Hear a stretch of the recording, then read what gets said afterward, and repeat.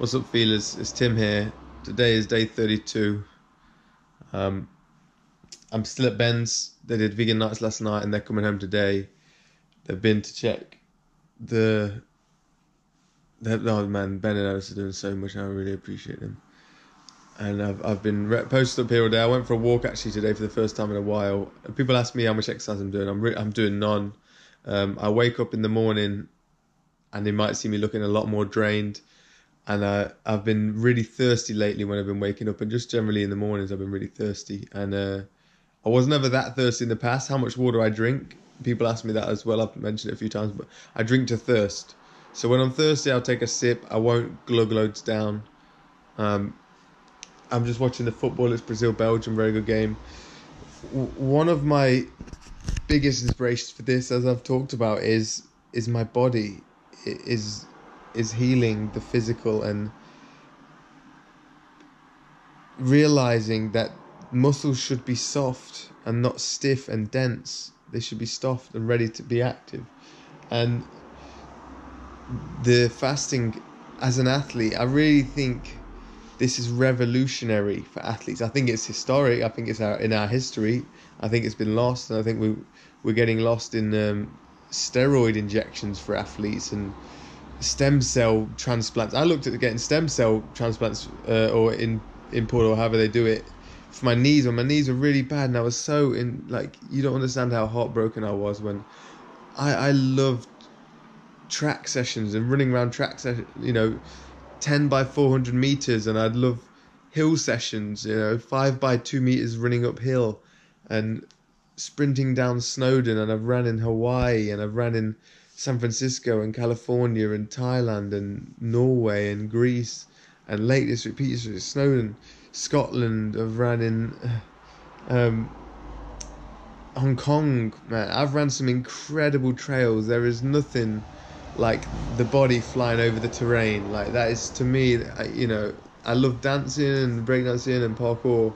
They're beautiful as well, but the traversing the terrain at pace is like a beautiful meditation. And to do that and feel, I like Kylian Jornet is my favorite athlete, and to imagine how he must feel running uphill at the pace he runs and then running downhill at the pace he runs is wonderful. And to do it in a heavy body with dense muscles that aren't efficient has been really the driving factor for me to solve this, because I understood it and I just couldn't find the right answer. And eventually I got led to fasting, and I always knew that eating was some sort of like a self-sabotage. Like I'd run well and I'd do a Snowdon race and then I'd go eat junk vegan food afterwards, and I just couldn't.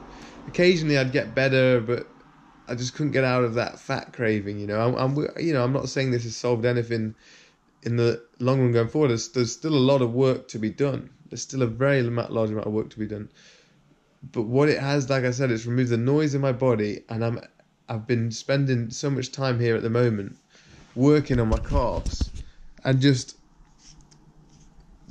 this right here has been, the toenails has been a sign, and then this inflammation.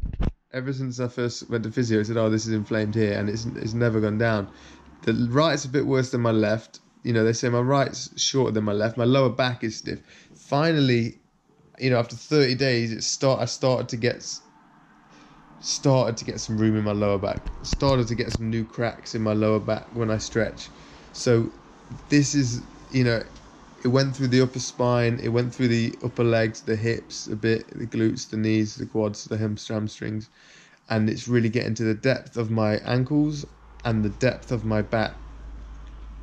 And Herbert Shelton says, Herbert Shelton, Life and Science of Fasting, you don't need to do massages, just rest and lie and rest. And maybe that is a way, if you do take long enough, or maybe, the way Ray Moore talked about or Arnold Ehret talked about Nature's Operation Table, and Ray Moore talked about lying, and the sort of ancestral spirits come into your body when you lie still, and I've been applying that as well.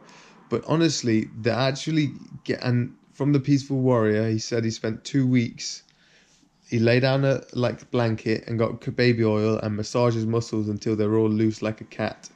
And that always stuck with me, and that is what I've been able to do to much greater effect during this fast.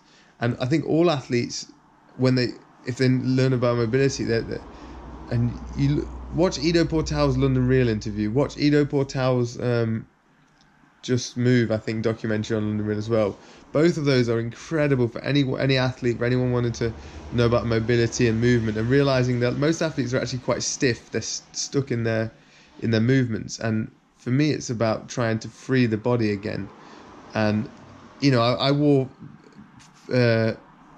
zero drop shoes, which means the heel and the toe are no higher than each other, after years of wearing a heel, and I had stiff ankles already. So I wonder if that was a factor in, not respecting my history and going straight to them, that made things worse. But like I said, I love running so much, and the biggest limitations have been sort of my knees, my lower back, and my ankles, because when I do sessions that felt great at the time, I'd feel stiff after, and then they would be detrimental in the long run because I couldn't train as frequently.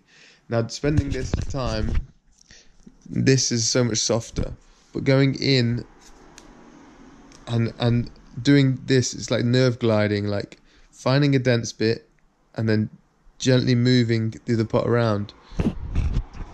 Now, without fasting, this wouldn't be possible for me right now. Like, I was trying to do this when I was eating. I was using lacrosse balls.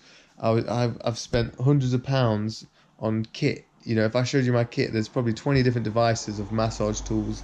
And as I mentioned previously, I have to say that a lot because I don't like repeating myself, but I know people don't watch every video, so it's not they're not necessary for I realize they're not necessary. There must be an aware ancestors didn't have to do this, and it's to do with the processed food we eat that toxifies the body, causes mucus in the body. The body prioritizes the digestion of trying to get rid of this toxic stuff, and then it inflames all the muscles and everything. And so now the inflammation's gone, and I can listen to these parts and I can get into the parts a lot easier. It's changing the game for me right now. Now, again, there's work going forward, and we'll see how this turns out. My plan is to come back with lots of yoga so that I can build strength at the full length and range of motion, because yoga is about sort of stretching, but being strong at the maximum range. So you're reaching with every muscle in your body to the full depth. So I come back with that, and then we get into the hiking and the running and be mindful of form. And I've already was mindful of form, but if my joints are already too stiff, then you can be present all you want, but you can't just force it out. From where I was at. So it's different for different athletes. But if you're an athlete and you're frustrated with your training and your recovery and your body, and you're getting injuries and you're looking to get steroid injections and all this stuff, please, please, please don't do it. Look into alternatives, look into fasting. You don't have to do as long as I did. Do 2 days. 2 days was enough for me to realize the amount of inflammation was limiting my joints. And from then you can continue your journey. But I just wanted to speak on that, as it's day 32, a one-off video, making it a bit shorter and just appealing to athletes to say, and every human's an athlete, really. Like, if you've got in a body, you're an athlete. You just need to get in touch with it. You just need to find a practice. And through fasting, if you enter through fasting, then and yoga, you can really get in touch with it and start to understand it a lot better. And that's a great base point to then begin your journey as an athlete, because we can all become one. If you've not been one in your life so far, life begins at fasting, and you can start from there. And so I just wanted to help give you a word of encouragement.